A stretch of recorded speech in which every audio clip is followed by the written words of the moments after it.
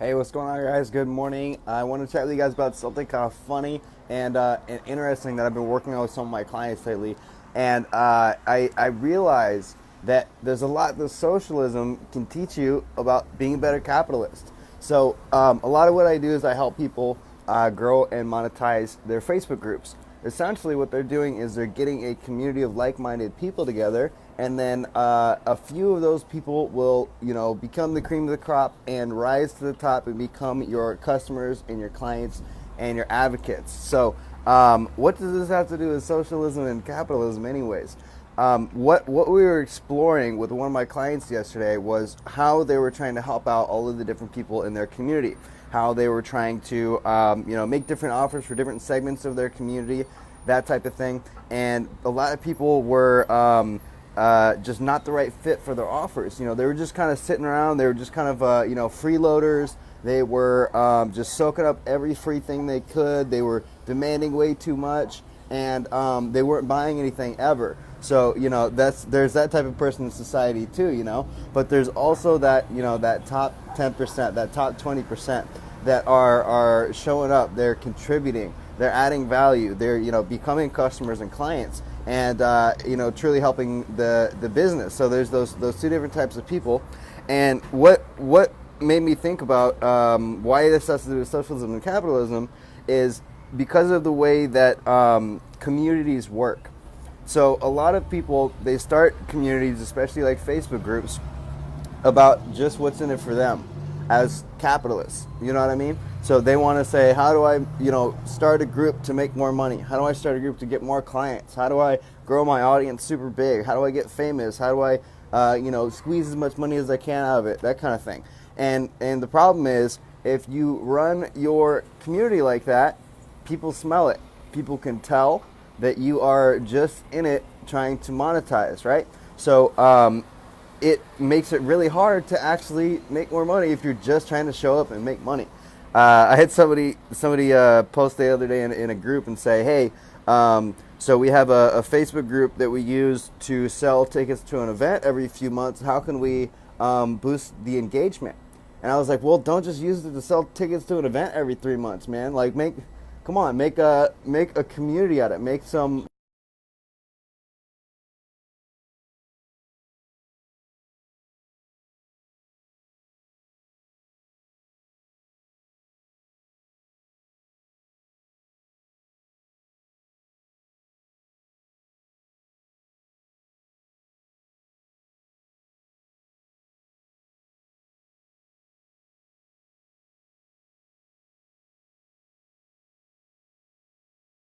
stamps, all these different programs, all these education, health programs that the government has for us. And the best example that stood out to me was community centers. So I don't know where you're from. If you're in the U.S., chances are you have a community center in your neighborhood.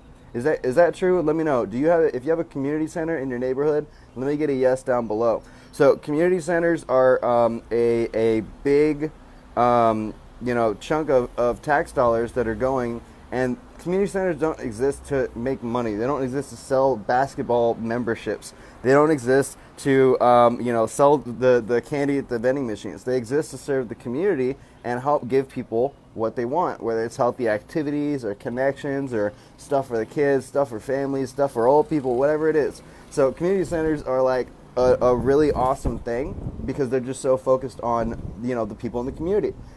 Same with things like libraries. Like libraries are a big tax spend from the government, but they exist because we want to help educate the people. We want to make people better. And if you are treating your Facebook group like something you just want to make money out of, and you're not spending time creating initiatives for your community that don't directly benefit you, you're not being a good community leader. All right? So I want you guys to understand that you can be the community leader and give and give and give, and you can be the industry leader and profit from it at the same time.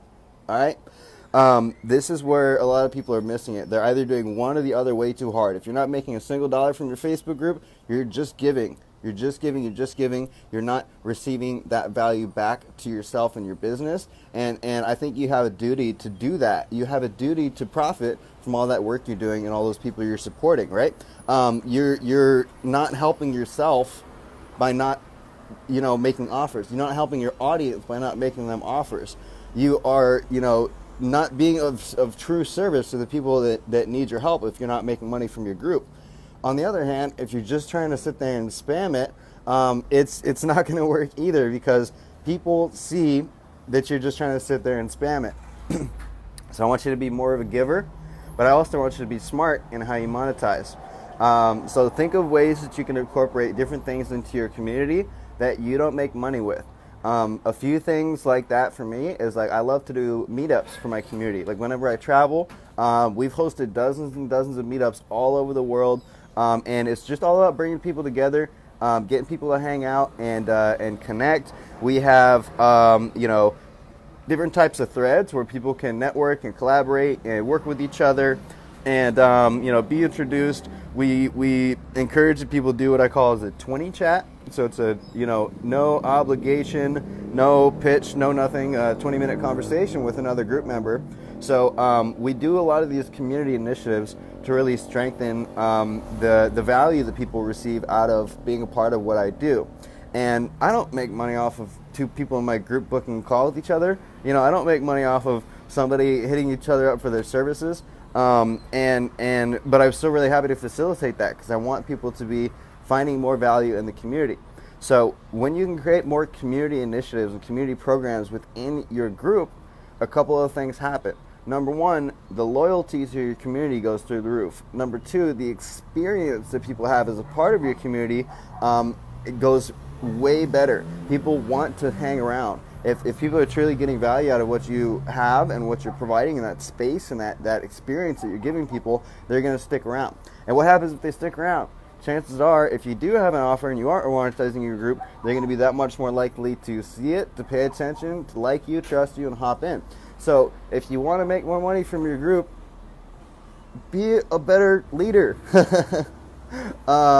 It's funny. So let me know what you guys think in the comments. I know I had to catch your attention with this title a little bit, but the gist of it is, you guys can be a giving, loving community leader who helps set up a lot of things for your people, while also being a capitalist, profiting from your efforts and not feeling bad about it. All right? There's too much politics talk, but we just need to talk about this: serving your community with free and paid offers. Sound good? So if this is making sense, let me know your thoughts down in the comments. Would love to hear what you guys think, and let me know what one thing you can do. If you're a community leader, let me know what you can do to improve something for your community, to give something to them. And then on the other hand, let me know in the comments what's one thing you can do to make more money with your group too. So let me know in the comments. I want to see what you guys can do to be better socialists and capitalists at the same time. All right, guys, that's the message for it this morning. I'll catch you all later. But first, let me leave you with this view. Holy crap. Let's see if you can see it. Oh, yeah. I just moved into my new apartment up here down in Mexico. You can barely see it, but we got the sea over there somewhere. I love this place. It's pretty cool. All right, guys, I'm off.